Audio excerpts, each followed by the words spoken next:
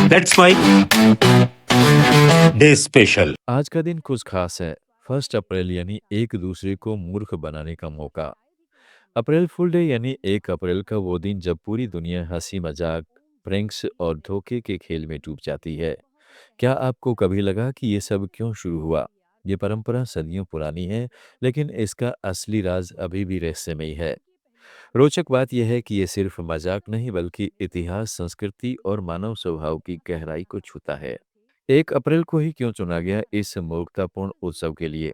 सबसे लोकप्रिय कहानी 16वीं शताब्दी के फ्रांस से जुड़ी है, जहां 1582 में राजा चार्ल्स नवम ने जूलियन कैलेंडर को ग्रेगोरियन कैलेंडर में बदल दिया।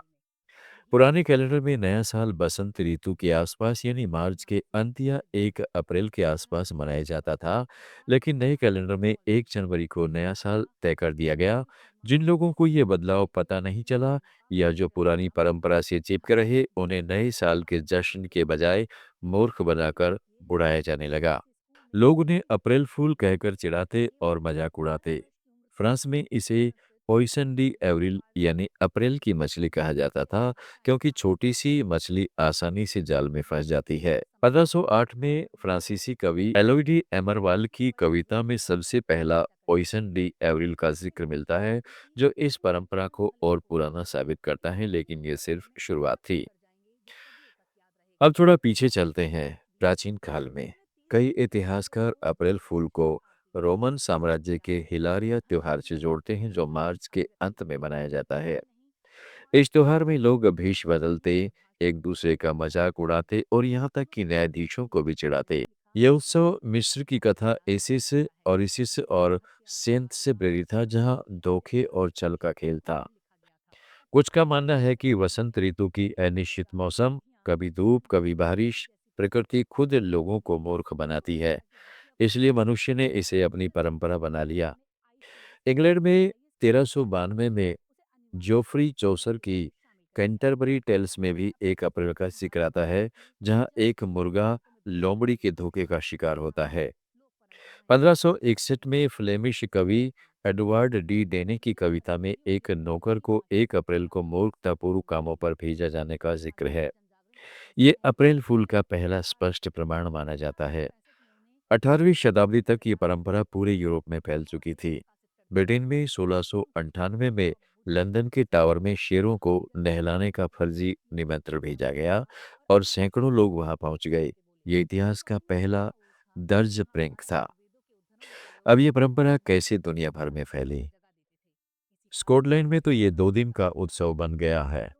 फ्रांस, इटली और बेल्जियम में आज भी बच्चे कागज की मछली पीठ पर चिपकाते हैं और चिल्लाते हैं, पॉइसन डी एवरिल। स्वीडन, नॉर्वे जैसे देशों में मीडिया प्रैंक बहुत पॉपुलर है, लेकिन सबसे मजेदार वो मशहूर प्रैंक जो इतिहास में अमर हो गया। 1957 में बीबीसी ने स्विस स्पेगेटी ट्री की फर्जी रिपोर्ट प्रसारित की। कैमरामैन चार्ल्स डी जेगर ने दिखाया कि स्विट्जरलैंड के किसान पेड़ों से स्पेगेटी तोड़ रहे हैं।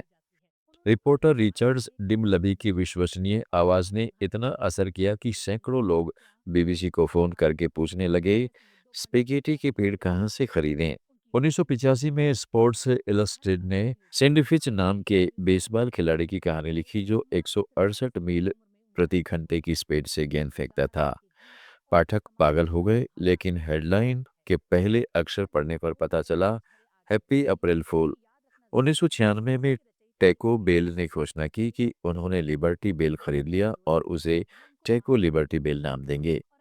ये सब फ्रैंक से साबित करते हैं कि अप्रैल फूल सिर्फ व्यक्तिगत मजाक नहीं बल्कि मीडिया और ब्रांड्स का भी वैश्विक खेल बन चुका है। अप्रैल फूल दिवस से जुड़े रोचक तथ्य भी कम नहीं है। क्या आप जानते हैं कि कुछ देशों में प्रैंक दोपहर 12 बजे के बाद नहीं किए जाते, जैसे आयरलैंड में? देर से प्रैंक करने वाला खुद मूर्ख बन जाता है। 2000 के दशक में गूगल ने हर साल अप्रैल फूल प्रोडक्ट लॉन्च किए, जैसे गूगल नोज, जो कंप्यूटर से खुशबू सूंघने की सुविधा देता था। ये सब साबित करते हैं कि अप्रैल फूल सिर्फ एक दिन नहीं बल्कि मानवता की सदियों पुरानी मूर्ख बनने की खुशी है। डे स्पेशल में आज इतना ही। जुड़े रहिएगा लेट्स माइक के साथ।